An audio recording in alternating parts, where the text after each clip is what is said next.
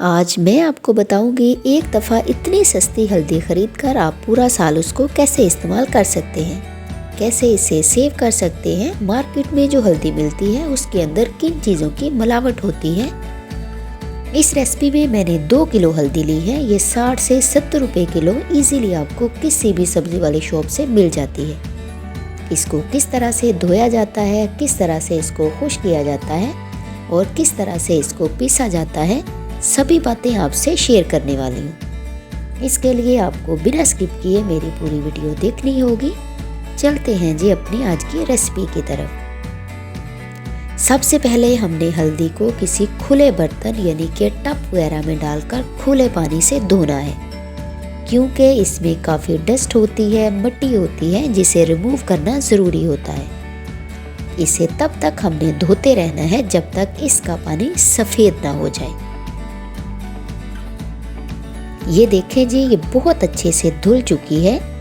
अब आप मुझे बताएं, क्या बाज़ार वाले इसको ऐसे धोते होंगे? वो क्या करते हैं, इसके अंदर शामिल करते हैं चावलों का छिलका। तो जब वो हमारे पेट में जाता है तो अंतड़ियों का कैंसर बनता है। ये एक ऑथेंटिक बात है। अब मैं एक बड़ी साइज़ की कढ़ाई में खुला पानी डालकर क्या करूँगी, इसको करूँगी हाई फ्लेम पर बॉयल। बॉयल का मतलब ये नहीं कि इसको आपने सॉफ्ट करना है, बल्कि 2 छोटे छोटे बॉयल देने हैं। उसके बाद इसका पानी निकालकर इसको थोड़ा सा ठंडा करना है। इस हल्दी को आप दूध में डालकर पिएं, अपने बड़ों को पिलाएं। उनके मसल्स पेन, जॉइंट्स पेन बिल्कुल नहीं होंगे। ये बहुत ही हेल्थ बेनिफिशियल है।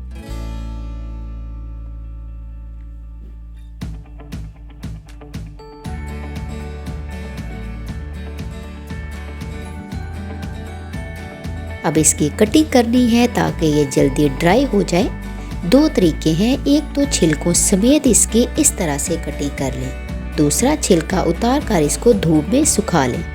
हमारी फैमिली में शुरू से ऐसे ही होता है। अम्मी कहती हैं छिलका साथ ही रहना चाहिए। आई थिंक ये प्रिजर्वेटिव का काम करता है या कुछ इस तरह से। अब यहाँ पे कटिंग हो गई है। इसको धूप में रखेंगे 2 से 3 दिन ताकि ये अच्छी तरह से ड्राई हो जाए।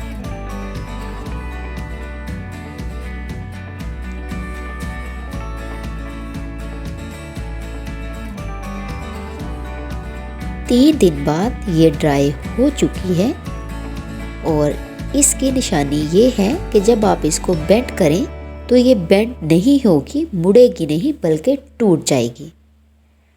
अब आप इसको चाहे तो घर में पीस लें, चाहे तो मशीन से पिसवा लें।